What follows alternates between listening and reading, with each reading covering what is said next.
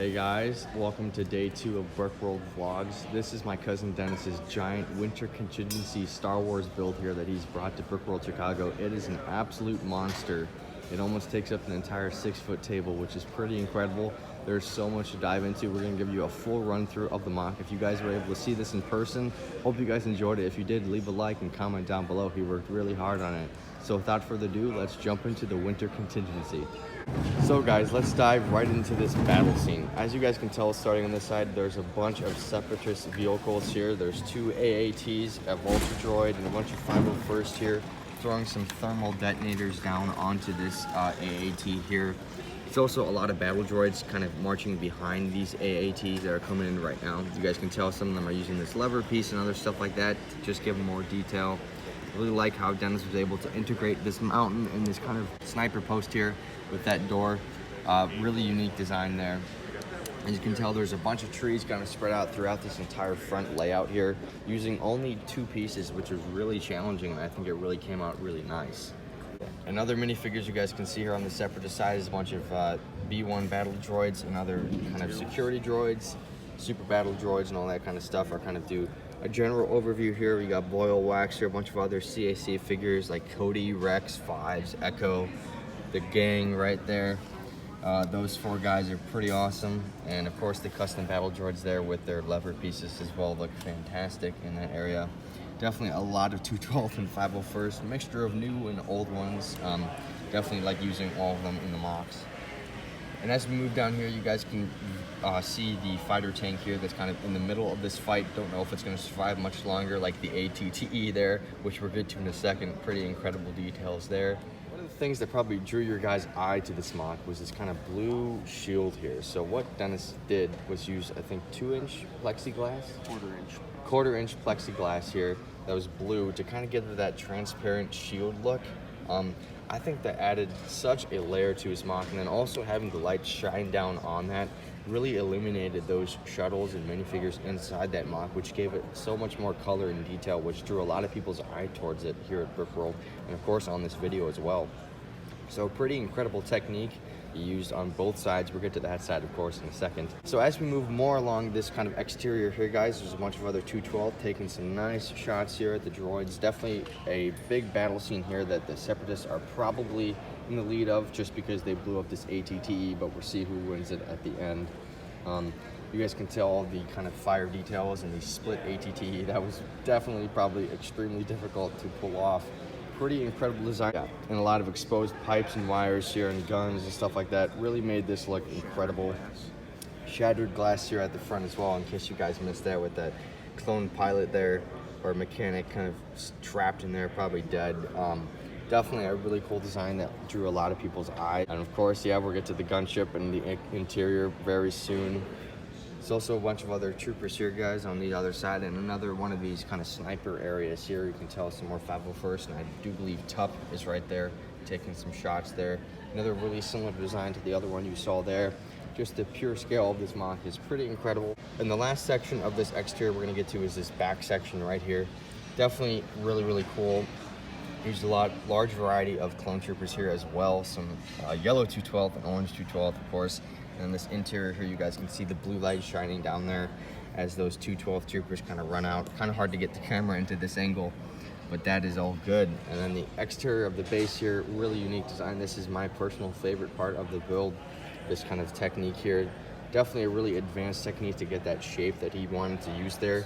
Definitely drew a lot of people's eyes. And Dennis said he took a lot of inspiration from Halo architecture, from Halo Reach and Halo 4 to kind of build that structure there. I think it really looked great. So I hope you guys are enjoying this run through as we have gone through the entire exterior and battlefield here. We're now going to move on to the roof section of this base.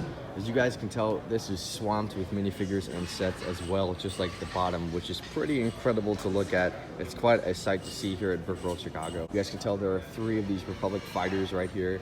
One is on fire, probably took a shot from one of these ATTEs or AATs and Vulture droids. I'll let you guys determine what that is. And then as we move throughout the roof, guys, there's other clone troopers getting ready to get on the other ones. And of course, the main Mandalorian assault is coming from the skies, as they have jetpacks and fighters coming here, as well as some classic spacemen that have somehow wandered onto the build. Don't know how they quite got there, but we'll have to find out. Took a lot of inspiration from this giant space layout here, which I probably have to show in more detail here on my channel. Pretty incredible stuff here at Brickworld Chicago 2022. Let's move back to the section, guys. We can tell Dennis used some of these power generators here to kind of give some more detail from the Hoth base and stuff like that. A bunch of other Mandalorians coming here, new and old, with pre-Vizsla, pretty incredible. And the 501st have a minimal defense here on the roof. Definitely the Mandalorians look like they're in the lead on this side, but we'll see who wins in the end. And then you can tell the Bad Batch has made an appearance. On top of this, they're defending the radar dish here. Pretty incredible design for that radar dish, I must say.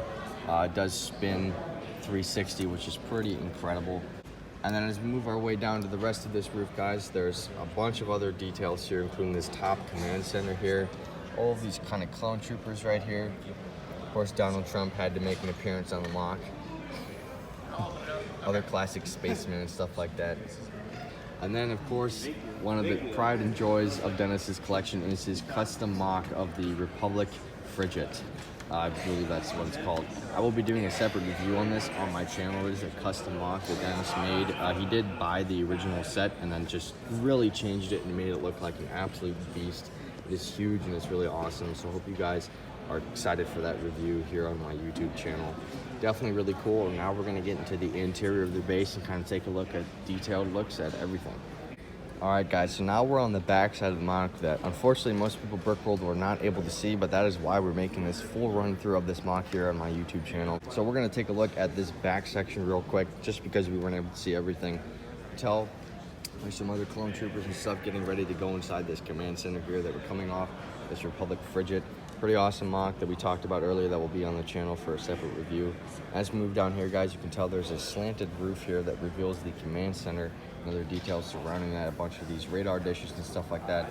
As he removes that off, which is completely modular, which is pretty awesome, it reveals this very decked out interior with red lights kind of shining around it. Really makes it look pretty incredible. Definitely a lot of really good details here. Bunch of command center areas, bunch of Jedi in there, a bunch of clone troopers and other printed details there. Pretty awesome. You can tell definitely took a lot of inspiration from Halo as well from this.